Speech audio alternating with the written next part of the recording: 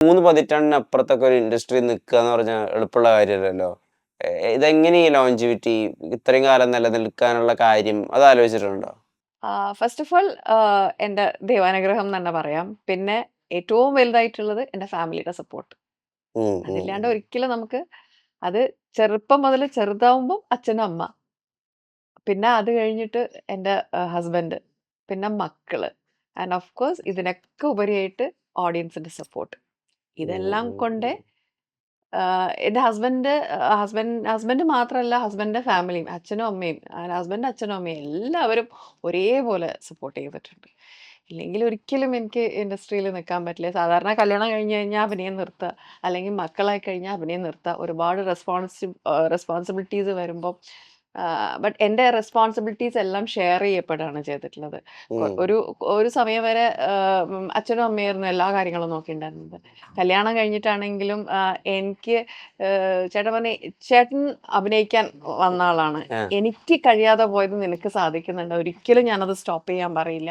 അത് കണ്ടിന്യൂ ചെയ്യണം എന്ന് പറഞ്ഞ് ഞാൻ എൻ്റെ ഡെലിവറീൻ്റെ അത് 8-ാം മാസം വരെ അഭിനയിച്ചിട്ടുണ്ട്. ഫസ്റ്റ് ഡെലിവറിയുടെ 8-ാം മാസം വരെ അഭിനയിച്ചിട്ടുണ്ട്. അത് കഴിഞ്ഞിട്ടാണ് അഭിനയം.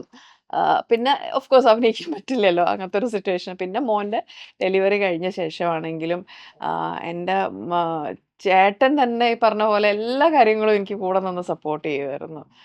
അപ്പം ക്ലോത്ത് ഇപ്പം കൊച്ചു കുഞ്ഞായിരിക്കുമ്പം മക്കൾക്ക് എന്തൊക്കെ ആവശ്യങ്ങളുണ്ടോ കുഞ്ഞുങ്ങൾക്ക്, വാവയായിരിക്കുമ്പം അതൊക്കെ ഞാൻ ചെയ്യേണ്ട കാര്യങ്ങളൊക്കെ ഒരുപാട് ചേട്ടൻ ചെയ്ത് ഹസ്ബൻഡ് എന്നെ ഒരുപാട് സപ്പോർട്ട് ചെയ്തിട്ടുണ്ട്. അത് എത്ര പറഞ്ഞാലും മതിയാവില്ല എനിക്ക്.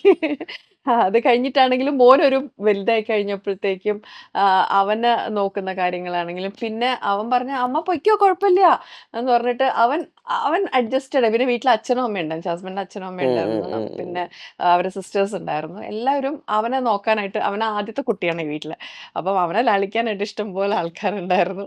അങ്ങനെ ആ ഒരു സപ്പോർട്ട്. പിന്നെ രണ്ടാമത് മോളുണ്ടായി കഴിഞ്ഞപ്പം അച്ഛനമ്മ, എൻ്റെ അച്ഛനമ്മയുടെ അടുത്ത് കുറേ നാൾ കൊണ്ടുവിട്ടിട്ടുണ്ടായിരുന്നു മോളെ. കൊണ്ടുവിട്ടിട്ട് ഉം, ഞാൻ പോവല്ല. ഉം, അവിടെ ഉം. എറണാകുളത്ത് ഷൂട്ടിംഗ് ഉണ്ടാകുമ്പം എൻ്റെ വീട് ഇപ്പം ഞങ്ങൾ അങ്കമാലിയാണ് അച്ഛനമ്മ ഉള്ളത്. അപ്പം മോളെ നോക്കാനൊക്കെ ഡാഡിയും മമ്മിയും ഒരുപാട് സപ്പോർട്ട് ചെയ്യുമായിരുന്നു. പിന്നെ മോൻ പറയുമായിരുന്നു, അവനും 10 ഇയേഴ്സ് ഡിഫറൻസ് ആയിരുന്നു. അവൻ അവളെ നന്നായിട്ട് ശരിക്കും പറഞ്ഞാൽ ഞങ്ങളുടെ അടുത്ത് നിൽക്കുന്നേക്കാൾ കൂടുതൽ മോൻ്റെ അടുത്താണ് മോള് നിന്നിട്ടുള്ളത്. അവർ 10 വയസ്സ് വ്യത്യാസമുള്ളതുകൊണ്ട് ഭയങ്കര ഒരു ഒരു അച്ഛന്മാരുടെ ബന്ധാ. അച്ഛൻ, ഞങ്ങൾ പറഞ്ഞേക്കാളും കൂടുതൽ അവൻ പറയുന്നതാണ് അവൾ കേൾക്കുക.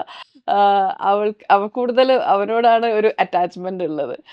അപ്പൊ അതുകൊണ്ട് അമ്മ പൊയ്ക്കോ എന്നുള്ള രീതിയിൽ, അമ്മ പൊയ്ക്കോ ഞാൻ നോക്കിക്കോളാം എന്നുള്ള രീതിയിൽ അവൻ പറയായിരുന്നു. ഞങ്ങൾ രണ്ടുപേരും വർക്കിംഗ് ആണല്ലോ, ചേട്ടന് വർക്കിന് പോവും.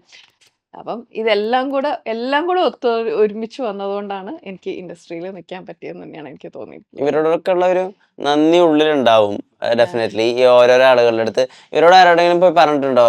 ഞാൻ ഭയങ്കര ഗ്രേറ്റ്ഫുൾ ആണ് നിങ്ങളുള്ളത് കൊണ്ട് എന്ന് എപ്പോഴെങ്കിലും പറഞ്ഞിട്ടുണ്ടോ? ഓഫ് കോഴ്സ് എന്റെ ദൈവാനുഗ്രഹമാണല്ലോ എനിക്ക് ഇങ്ങനെ ഒരു ഫാമിലിനെ കിട്ടിയത്. എൻ്റെ അച്ഛനമ്മയുടെ മകളായിട്ട് ജനിക്കാൻ പറ്റിയത്, എനിക്ക് ഇങ്ങനെ ഒരു ഹസ്ബൻഡ് കിട്ടിയത്, എനിക്ക് ബ്യൂട്ടിഫുൾ ആയിട്ടുള്ള 2 മക്കളെ എൻ്റെ ചേട്ടൻ തന്നത്, എല്ലാം എനിക്ക് ഞാൻ ആരോടൊക്കെയാണ് ഞാൻ കടപ്പാട് പറയേണ്ടത്?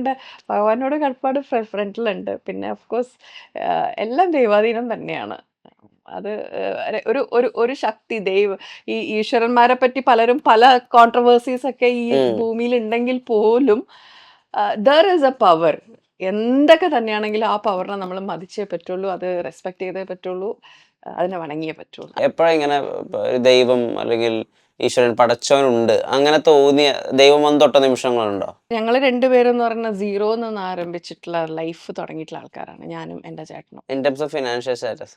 ഫിനാൻഷ്യൽ സ്റ്റാറ്റസ് സീറോയിൽ തുടങ്ങിയിട്ടുള്ള ആൾക്കാരാണ്. അപ്പം ഞങ്ങളിവിടെ വരെ എത്തിച്ചത് തീർച്ചയായിട്ടും ഭഗവാൻ തന്നെയാണ്. ആ ഒരു പവർ തന്നെയാണ്. അത് കുറേ നാൾ എനിക്ക് മലയാളത്തിൽ ഇൻഡസ്ട്രിയിൽ ഒരു ഗ്യാപ്പ് ഉണ്ടായിരുന്ന സമയത്ത് ആഹ്, ഒരുപാട് ഇടയ്ക്കൊക്കെ ഒരുപാട് കഷ്ടപ്പെട്ടിട്ടുണ്ടില്ല എന്നല്ല, ഫിനാൻഷ്യലി ഞങ്ങൾ ബുദ്ധിമുട്ടിയിട്ടുണ്ട്.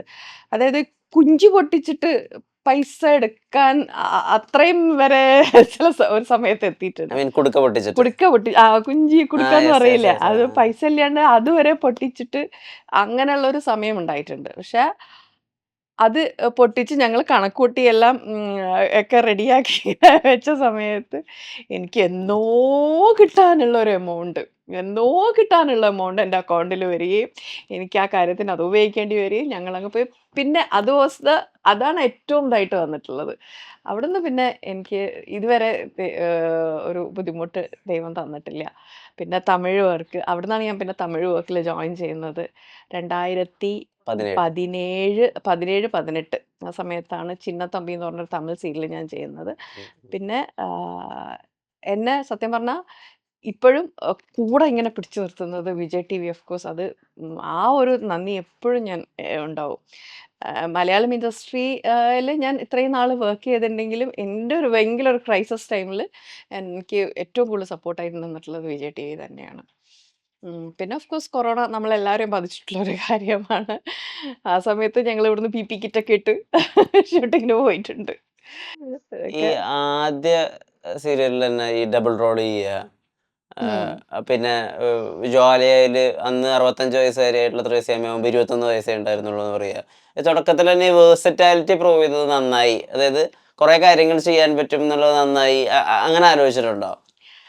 അത് അപ്പൊ ആ സമയത്ത് അങ്ങനെ ചോയ്സിനൊന്നും സാധ്യത ഉണ്ടാവില്ലല്ലോ. ഇല്ല. ഫസ്റ്റ് തന്നെ ഇങ്ങനൊരു ഒരു ഭയങ്കര ഹെവി ആൻഡ് വെയിറ്റ് ഉള്ള ഒരു ക്യാരക്ടർ ചെയ്തത് ഏഹ്, അതൊരു വലിയൊരു അനുഗ്രഹമായിട്ടുണ്ട്. അതെന്റെ തൊട്ടടുത്ത് നിൽക്കുന്ന വീട്രാക്ക് സ്റ്റുഡിയോ വീടിന്റെ തൊട്ടപ്പുറത്താണ്. ഞങ്ങൾ നെയ്ബേഴ്സ് ആണ്. ആ, ആ. ഇപ്പം ഞാൻ അന്ന് കോഴിക്കോടായിരുന്നു. അപ്പം വീട്രാക്ക് സ്റ്റുഡിയോയിലെ വർക്കിന് വേണ്ടിയിട്ട് അത് ആക്സിഡന്റലി സംഭവിച്ചത്. ഞാൻ ആദ്യം വന്നത് സിനിമയിലാണ്. സിനിമയിൽ നിന്ന് പിന്നെ ഒരു ടെലിഫിലിം ചെയ്തു. കുലം. കുലം എന്ന് പറഞ്ഞ അതൊക്കെ കുലം എന്ന് പറഞ്ഞ ടെലിഫിലിം ചെയ്തു. അത് വന്ന് എഡിറ്റ് ചെയ്തത് വീട്രാക്സിലാണ്. അങ്ങനെ അവരവിടുന്ന് എന്നെ കണ്ടിട്ടാണ് ദീപനാളത്തിന് ചുറ്റും എൻ്റെ ഹസ്ബൻഡാണ് അതിന്റെ കൺട്രോളർ ഉം, ഉം, ആയിരുന്നത്. ഉം, ഉം. അങ്ങനെ ഞാൻ ചേട്ടനെ ആദ്യമായിട്ട് കാണുന്നതും ആ വർക്കിലാണ്. അപ്പം അങ്ങനെ വിളിച്ചു. ഞാൻ ഇതിന് വന്നു.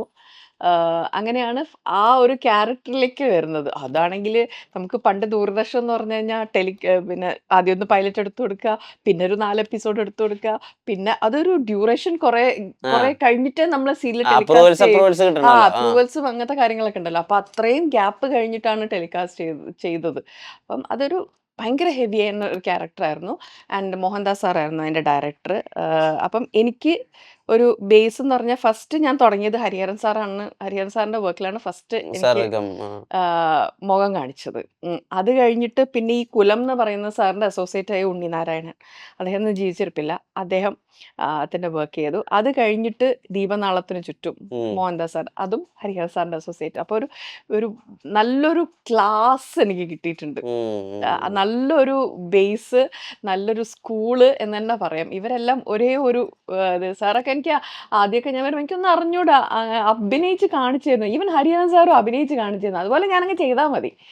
മോഹൻദാസ് സാറും അതുപോലെ തന്നെയായിരുന്നു. എല്ലാം അഭിനയിച്ച് കാണിച്ചു തരും. ഞാൻ അങ്ങ് പെർഫോം ചെയ്യും. അതുപോലെ സാറ് എന്ത് ചെയ്യുന്നോ അതങ്ങ് ഞാൻ ചെയ്യാ.